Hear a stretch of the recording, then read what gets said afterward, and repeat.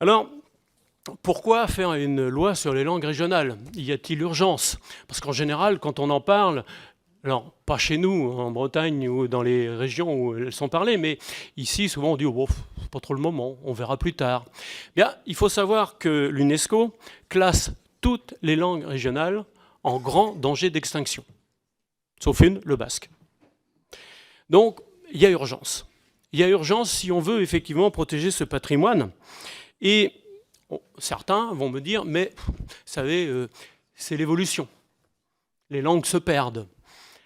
Ce n'est pas inéluctable. C'est tout simplement, soit on a une politique linguistique visant à la préservation des langues régionales, soit on n'en a pas. Et c'est vrai qu'en France, c'est plutôt fragmentaire. Et on a des exemples.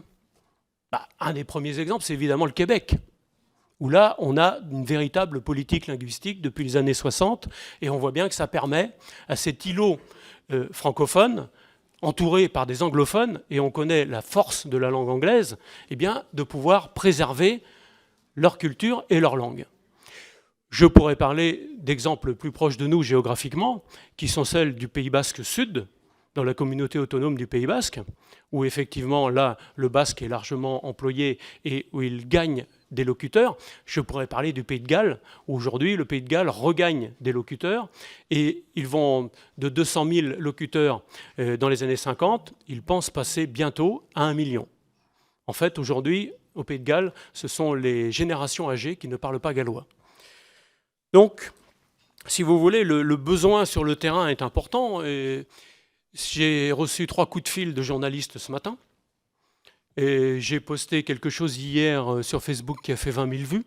Donc on voit bien que ça intéresse la population et que cette loi, en fait, elle est très attendue sur les territoires qui ont des langues régionales. Donc voilà, alors la loi est modeste, hein, parce que d'abord c'est une PPL.